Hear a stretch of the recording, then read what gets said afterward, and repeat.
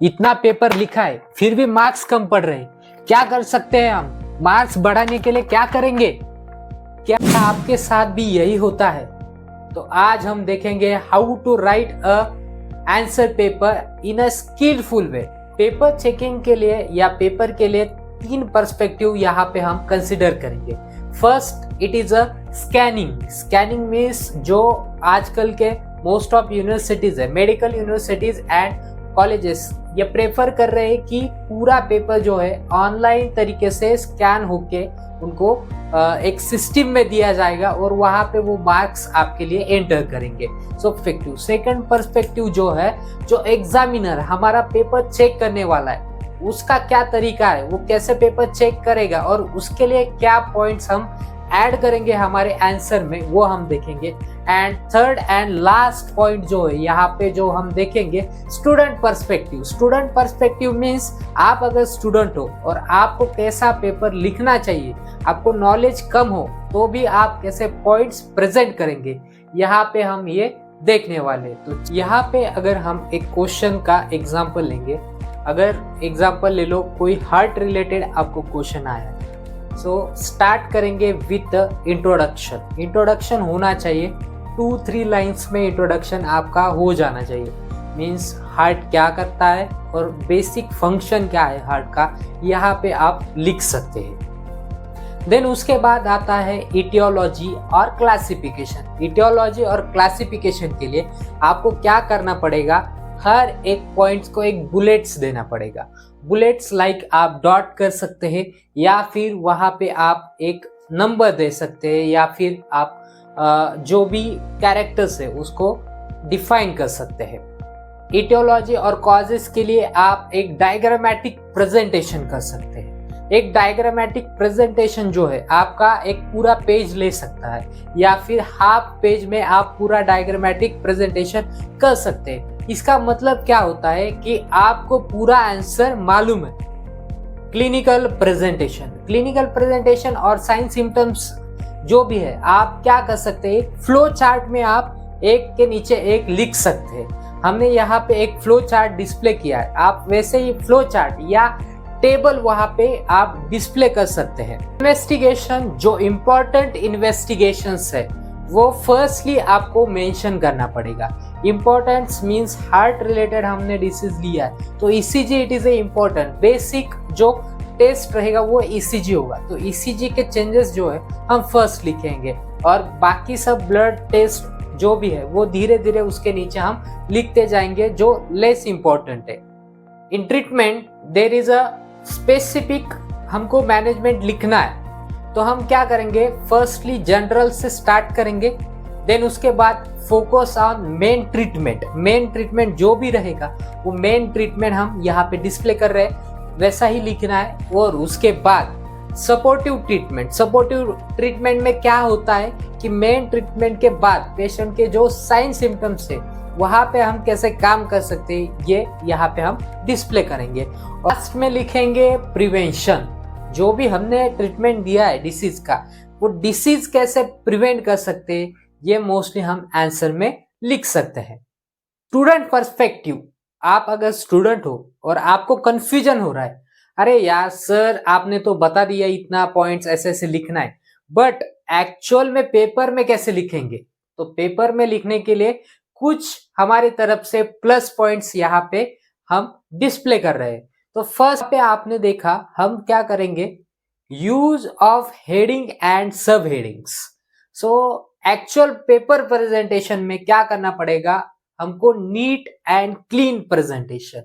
Neat and clean presentation के लिए क्या करेंगे, हम हेडिंग्स यूज करेंगे और उसके साथ जो है सब हेडिंग्स या सब टाइटल्स जो बोलते हैं वो हम यहाँ पे प्रेजेंट करेंगे। लाइक हमने एक प्रेजेंटेशन यहाँ पे किया है कि इन्फेक्शन, इटियोलॉजी जो है उसमें क्या क्या हो सकते हैं, इन्फेक्शन है, बैक्टीरियल इन्फेक्शन है, वो यहाँ पे आप प्रेजेंट कर सकते हैं। मेडिकल फील्ड का जो भी पेपर होता है थ्योरी एग्जाम, वहां पे आपको डायग्राम यूज करना है। डायग्राम या फ्लो चार्ट आप वहां पे यूज कर सकते हो।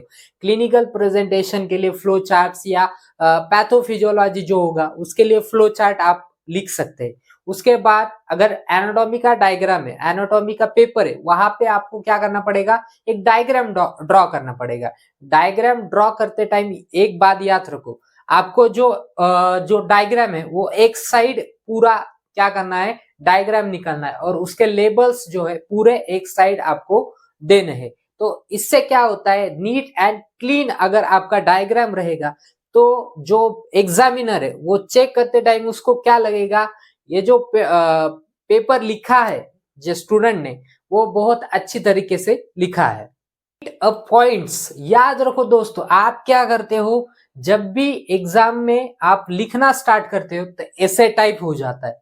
ऐसे टाइप आप अगर लिखोगे तो एग्जामिनर को भी डिफिकल्टी होगा।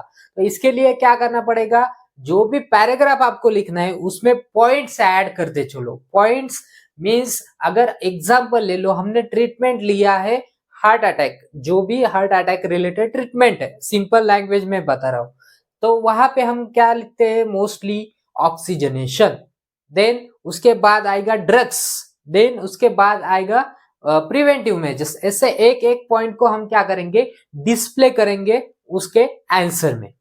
फर्स्ट और सबसे अच्छा आपको जो पॉइंट लगता है वो है time management. Sir time management कैसे करें, जो भी पेपर्स है उसका एक गोल्डन रूल है। गोल्डन रूल क्या है, 1 क्वेश्चन फॉर 1.5 मिनट्स।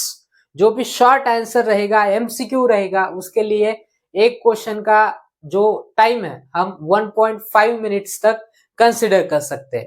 तो एमसीक्यू हम स्टार्ट करते हैं। बेसिकली हमने यहाँ पे डिस्प्ले किया है एक यूनिवर्सिटी का क्वेश्चन पेपर जो रहेगा, वहां पे क्या क्या डिस्ट्रीब्यूशन है टाइम वाइज वो हमने यहाँ पे दिखाया है।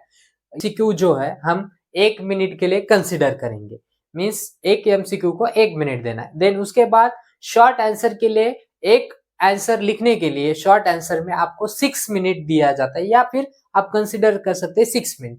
देन उसके बाद जो है लॉन्ग आंसर के लिए, लॉन्ग आंसर के लिए आपको कंसिडर करना है 10 मिनट्स का टाइम, मींस एक लॉन्ग आंसर 10 मिनट्स में होना चाहिए, और शॉर्ट आंसर जो है वो 6 मिनट में आप कंप्लीट कर सकते हैं।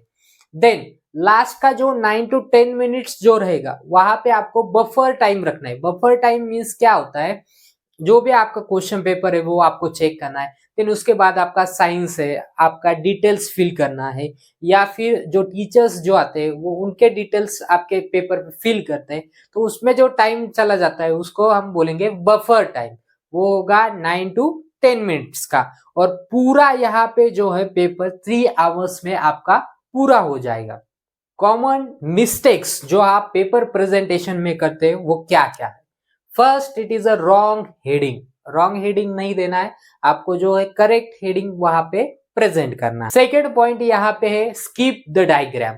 आपको डायग्राम अगर आता है तो आपको वो निकालना ही है, या फिर फ्लो चार्ट है वो वहां पे डिस्प्ले करो। इससे क्या होता है, आपका नॉलेज यहाँ पे प्रेजेंट होता है। Then poor handwriting. Poor handwriting में मोस्ट ऑफ मेडिकल यूनिवर्सिटीज जो है वो क्या कर रहे हैं आजकल, कि जो पेपर है वो स्कैन करते हैं। स्कैन करने के बाद जो भी पेपर रहेगा वो एग्जामिनर को एक स्क्रीन पे डिस्प्ले होगा, और स्क्रीन पे डिस्प्ले होने के बाद एक पीडीएफ फॉर्म में जैसे हम देखते हैं कोई भी स्कैनिंग डॉक्यूमेंट, वैसा वो डॉक्यूमेंट दिखता है। तो आपको क्या करना है, अच्छा आपको पीडीएफ लगता है तो आप पूरी तरह से पढ़ते हो, इसके तरह ही एग्जामिनर को भी अच्छा पीडीएफ होना चाहिए। इसके लिए आपको फ्लो चार्ट और डायग्राम उसमें ऐड करने होंगे। रिलेटेड है बट आपने पढ़े नहीं है तो उसको आंसर कैसे करना है वो हमने ऑलरेडी यहाँ पे इस वीडियो में दिया है।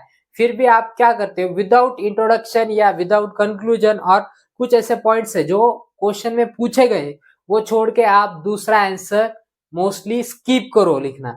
जैसे कि एग्जाम्पल आपको पूछा गया है कि टाइप्स ऑफ डिसीज पूछा है, बट आप यहाँ पे फिर भी लिखते रह रहे कि definition of disease and types and other things आपको लिख रहे, बट आपको पूछा क्या गया है कि यहाँ पे हमको टाइप्स चाहिए, तो वो ओनली टाइप्स आप वहां पे लिख सकते हैं। देखने के लिए सब्सक्राइब करें, शेयर करें और लाइक करें हमारा channel medicos with Prashant. Full video के लिए हमारे चैनल पे जरूर जाइए।